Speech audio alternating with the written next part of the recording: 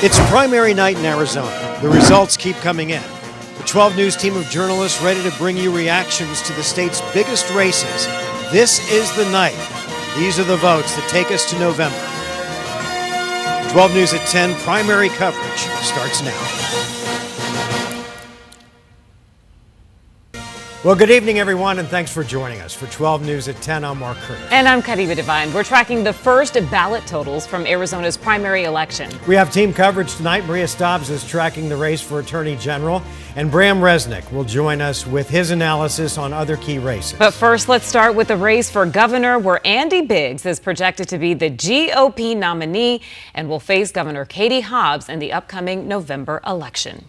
And this wasn't even close, guys. We knew from the polling that Andy Biggs had a comfortable lead going into this primary election, but I don't know that any of us saw it being this much of a landslide. Well, the polling as of a few weeks ago, had Andy Biggs up by 50 points or so. That's kind of outlandish. But when you look at how the candidates were conducting themselves, David Schweikert really was not putting much effort into the campaign, had not raised a lot of money, was up on billboards, but not making a real effort to be competitive. So that's right. A sign right there where your main opponent is kind of folding the and this was the first race to be called, about 4 minutes. It took no time at all. It took no time at all. So let's head out live to Sean Rice. He is out live at the Andy Biggs watch party, where we're still awaiting Andy Biggs's speech at the podium. Sean? Yeah, Mark Uribe, good to be with you guys. We are still, as you said, awaiting Andy Biggs's victory lap. I mean, this was one of the quickest races I've ever seen called. Just a couple of minutes after 8 p.m., when that first tranche of votes were released, the Associated Press quickly called this race for Andy Biggs over David Schweikert. There was applause inside Dillon Precision here in North Scottsdale, his watch party.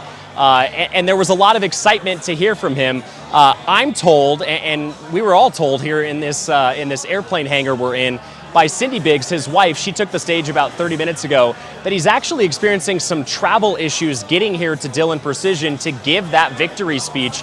She announced that he gave a speech at about 4 o'clock tonight at a Republican Governors Association meeting, a national group of all the Republican governors.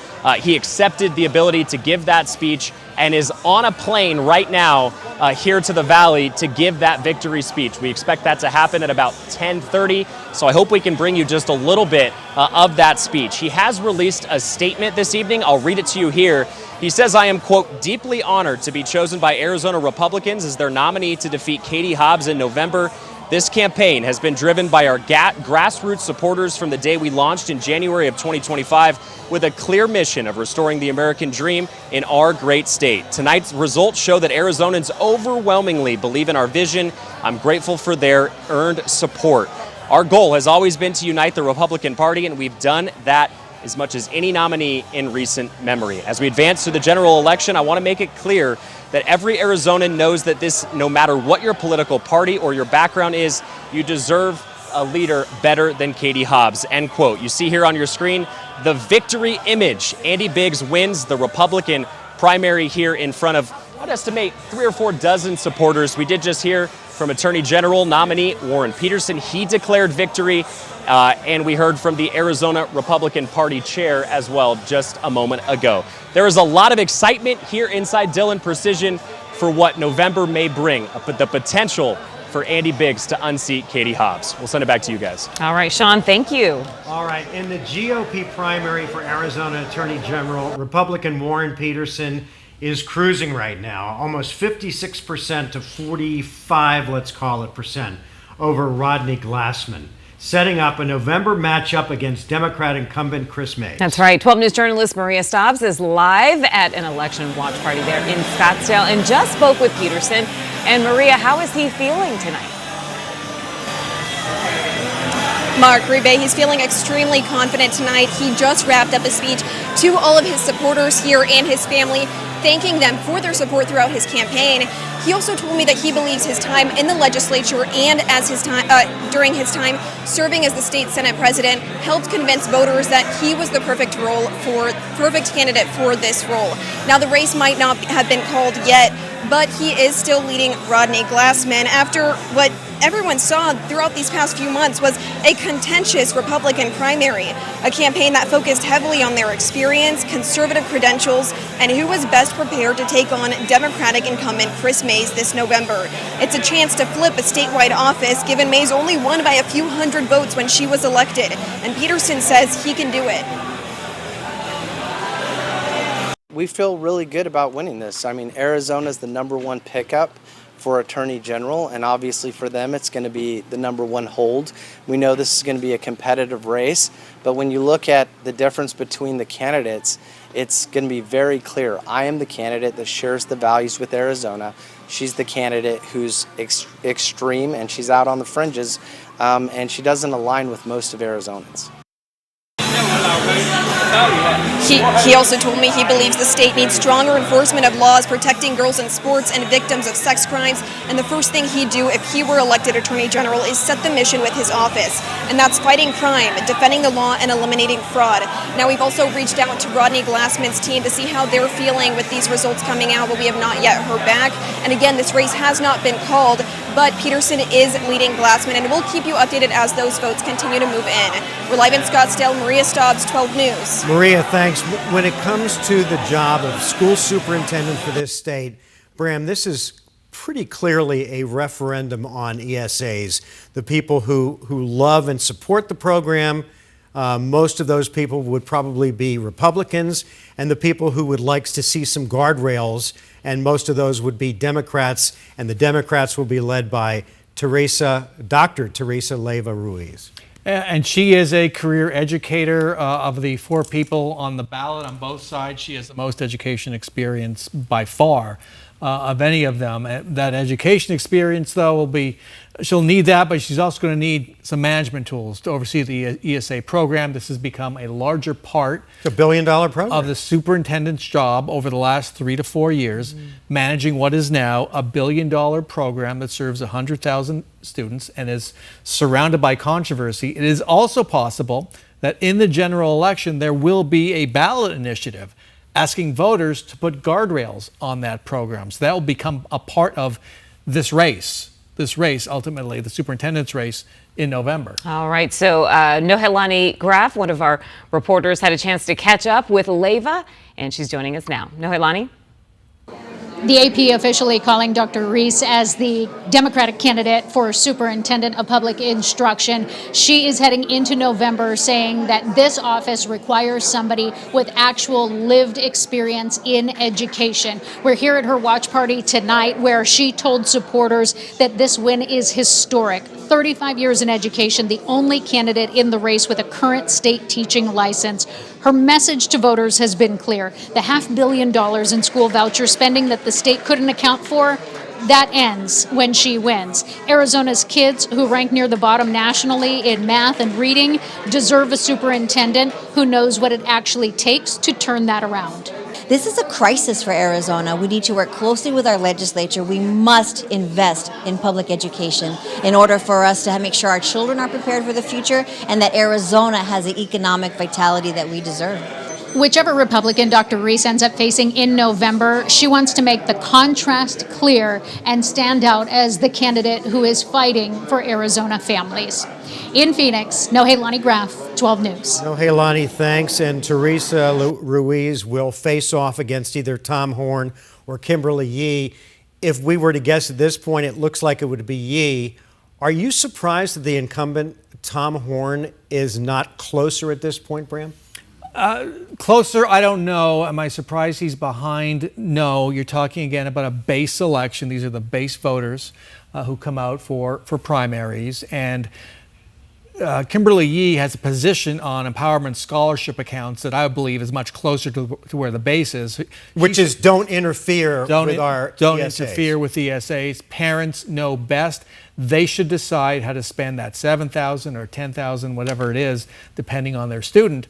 They should decide how to spend that money. As reporting by our Craig Harris has showed, there are some problems with that spending on items that would not be considered education, such as trips to Disneyland or $16,000 cellos. Tom Horn has made efforts to crack down in his words, they fall short in the eyes of critics. But I would say Kimberly Yee is more in step with the base of the Republican Party when it comes to school choice, and in particular, the school vouchers issue. You know what's so interesting is in many states, the school superintendent race is about things like infrastructure and curriculum and things like that. Here, it is clearly about ESAs and whether we put in some guardrails or it's game on and do what you want to do. Yeah, what's interesting about the job as it's evolved over the last several years is it was a position where the superintendent really doesn't have much power to change the way schools operate. The school superintendent has a bully pulpit to stand up and say, here's something we should do, try to get programs in place. Now the ESA program has swallowed that job.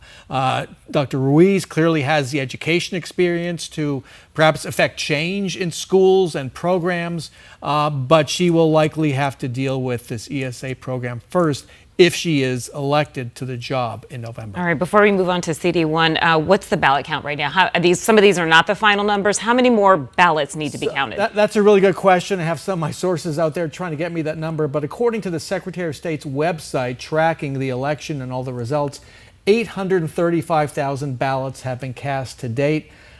I would guesstimate there are about 1 million ballots total, maybe 1.1. This was a low turnout election. So not that far to go. Okay. So apparently not that far to go.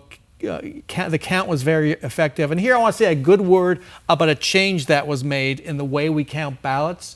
If you pay attention to our coverage every 2 years, you always hear about late early ballots that are turned in on the day of the election. This year, thanks to a new law, there's a way to count those faster, and reports back from polling places indicate it was very popular. Yeah. So that might be having an effect as well. Okay. All right. The race for one of the race that's been called right now, Republican candidates in the CD1 race, former Arizona Cardinals football player Jay Feely with a large lead as those initial numbers started to come in. And he's now been declared the presumptive winner. 12 News journalist Chase Golightly just spoke with him a little while ago. He's live outside Feely's watch party with what he had to say. Chase, we heard him live. He seems like a guy who is relieved and excited about what lies ahead in the race for November. Mark, that's right. And he told me that's one of the reasons why he decided to run in this election is because he says a lot's at stake for this seat. It's a swing seat. It could potentially lead to whoever controls the U.S. House of Representatives, whichever party will be able to control that come November. So a lot riding on the seat. And as we talked about Feely, I mean, this is someone who's never held a public office before. As you mentioned, he's a former NFL player, then went to broadcasting for a local network, calling football games, and then eventually deciding to run. And he thinks that's part of the reason why he got so many of the votes. He believes that authenticity plays a very big role in this. He said he's not running for personal gain, for political gain, or money. He really, truly just wants to serve his constituents, and he really thinks that's what put him over the edge here. But you can't help but mention that he is the only GOP candidate that was endorsed by President Donald Trump, and we know how important that endorsement is for races just like this. He says he's been friends with the president for more than 20 years and supports a lot of the policies the Trump administration has implemented when it comes to securing the border, when it comes to election integrity and the economy. But with that being said, we also know that there's a lot of independents within CD1. So we asked Feely earlier tonight as if there's ever a situation where he has to publicly disagree with the president or go against some of his policies. We asked him what he would do, and this is what he had to say. Yeah, absolutely. I think your job is to stand up for what you believe is going to be best for your district. And, I'm not somebody who, is a partisan guy who, I look at the vitriol that exists and I look at, the way that this country, unfortunately, if you're on one side or the other, you're supposed to hate that other side. I don't believe that. I think you can communicate with people that you totally disagree with, do it in a respectful manner, and still stand up for the things that you truly believe in. Now, with that being said, he also had a lot of comments regarding the Democratic Party, so we'll have to see how his views on still being able to have conversations with those he doesn't disagree, for those he disagrees with, coming up into the future. But he said he will be hitting the ground running here shortly. We're live in Scottsdale. Chase Golightly, 12 News. Chase, is that Feely mobile behind you? Is that a Cybertruck? That is a Cybertruck right there. Yes, you can see it's been parked out right here. It's been here all day. And whenever he's been going to campaigns or everything like that, you can always see the Jay Feely Cybertruck pulling up. Nice. Yeah, All that's right. probably the coolest campaign truck so All right. far. All right. Bram, it looks like Jay Feely will be facing off against Amish Shah. And this was a little bit surprising because the Democrats, some high-ranking Democrats, had really put their chips behind Marlene Galan Woods. Yeah, and this has become a national story in other races. The National Democrats putting their thumb on the scale for their chosen candidate, putting money into that campaign while the grassroots say, hang on, let us decide. It's our primary, stay out of it and wait till the general election, then put the money in. Well, this is one of those cases where the National Democrats decided Marlene Galan Woods is the candidate we want, the candidate we think can win this election in November. And as things are going right now, the National Democrats, specifically the House Campaign Committee, is wrong. Yeah. And they put hundreds of thousands of dollars behind Marlene Galan Woods. She finished a close third in this primary 2 years ago. Amish Shah won it 2 years ago. It now appears that Amish Shah is going to win it again, and the National Democrats have egg on their face. Wow. Okay. All right. We have some sound from Amish Shah. Let's go to that. I want to make clear, not all the votes have been counted here. And we are going to wait until every vote is counted. And I just want to do that because the voters have to have their say. That's what this is about. And I'm really confident and optimistic with where we are. However, we are going to wait until every vote is counted. Because ultimately, for me, this whole thing has been about centering the voters. All right, so Amish Shah being cautiously optimistic. Nothing has been called yet in this race, although he does have a very, very comfortable lead. Yeah, and we learned of a connection that Amish Shah and Jay Feely have. Jay Feely was a former NFL kicker, played for the New York Jets. Amish Shah was a team physician with the Jets, and they came across each other then, had interactions when Amish Shah was tending to the how many team. years ago would that have been? Let's see. Like 20 years? 10 years ago? Oh, 10 maybe more. Yeah. Okay. I think he played for the Jets around 2013. Something like that. Yeah. Okay. Yeah. Okay. Interesting random connection. Yeah, life moves in strange ways. I did find it interesting when Jay Feely said, and I think he's sincere about this, that he's not a partisan guy. He doesn't like the vitriol. And now, because of his comment here, people are going to call him on that if we see something different. And Donald Trump might call him on that too, because we've seen how the House works these days. Yeah. As the Borg once said, resistance is futile. All right.